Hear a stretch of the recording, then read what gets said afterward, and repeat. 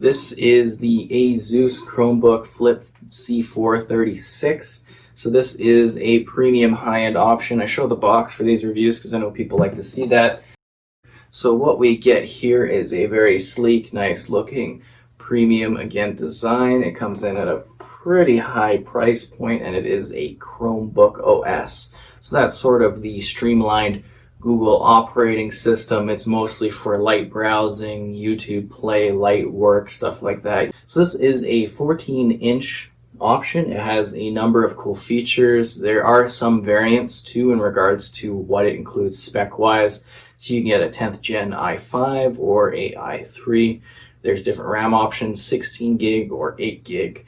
There's also memory of SSD, the next generation version, NVMe. So you can have 512, 128, 256. So very, kind of expected specs in most laptop options today. But this one is a little bit kind of overkill for what you're going to be doing on it. I never found, or could even find anything that even remotely, did any stress or any sort of real work to push this one, which I guess is good, but in that sense, it's also kind of like, why do you need all this extra power if you don't have anything to run? So this was also my first time using Chrome OS, and it's very streamlined. So I know there's a particular niche out there that this is really quite perfect for. My grandmother would be a candidate to use this, someone that just needs browsing, easy going usage of it, of like a computer, sending emails, stuff like that, doing like work documents. This is really quite perfect for that. It's also very expensive for doing that sort of thing. So it's just kind of like a weird sort of option for me. I think as a product, it's really quite good, but at the same time, I don't necessarily, as a working professional in a number of creator sort of ways, really quite get the point of what it particularly does. But it's still really cool. So it's also like a flip, right? So it's a 2-in-1. You can use it as a tablet option, which is kind of nice. It sits there really well. It is an HD screen, so it just does HD, but it still looks really vibrant and clear. The FHD, the terminology is kind of funny, but yeah, it's got a really good touch screen, very responsive. A really nice keyboard too. It's smooth and easy going, which is kind of nice. The hinge doesn't make any sound, which I quite like. So you kind of move it easily and smoothly. It's not hard to understand. It's very easy going, comfortable sort of keyboard. The keypad is decent. I would have liked something a little bit softer, a little bit smoother. And with the keyboard too, I think they could have made that a little bit softer as well. It does sound really good. They've got Harman audio on here. The audio quality is really quite superb. I was impressed by that when you're listening to music or videos or content like that. I think it does a really good job. So we should probably talk about the ports. So this is USB Type-C only. That's why it's so incredibly thin and incredibly light, is because of, they've got all these minimal ports. You do have the 3.5 millimeter headset port, which is kind of cool to have if that's your sort of thing, and then a card reader too if that's something you have for the smaller option right there. It's kind of neat. You get the sound coming out of the sides here and everything like that, the very thin screen, and you got your power and your audio adjustment there too, which is kind of cool. Again, like super light. This thing is crazy light, which is nuts, but you kind of get why. I never really heard it ever really make noise after extended hours of usage. I would use it as a companion while I was live streaming gameplay on my TV and everything like that, my setup. So I use it to respond to people. So it was sitting there for quite an extended period of time.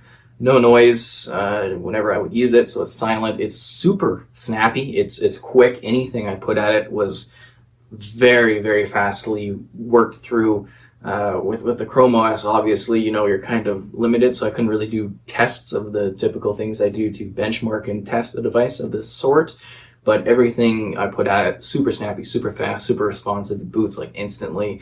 You get into whatever you're doing right away. Internet loads super fast. It's got Wi-Fi 6. It's just a very quick, very snappy product. It does support Xbox Project xCloud, which is now known as Xbox Game Streaming. With that, the controller inputs don't work. messaged them about that, but they didn't get back to me, so it doesn't work functionally, I guess. Quality-wise, it looks pretty good, but functionally-wise, it does not. So when it comes to Google Stadia, that's actually not supported as an app. It is available through the browser and works quite well with a controller or keyboard configuration. That being said, with them integrating the Google brand and kind of pushing things forward with the Stadia technology, it's weird that it isn't available as an app so that it's more readily available for individuals to enjoy.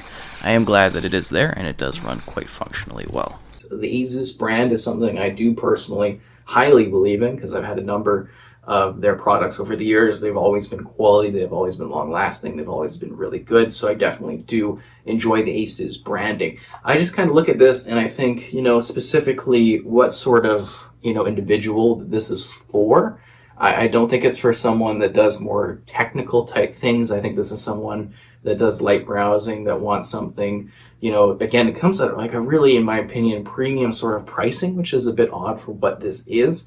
But if you are in the market for that sort of thing, it's super, super quick. It's very efficient. It sounds really good video quality at HD, which is nice if you're into that sort of visual thing. I will note that the webcam here, which is an internal webcam, is really not that great. I think it maxes out at like 720p. It doesn't look very good, low FPS.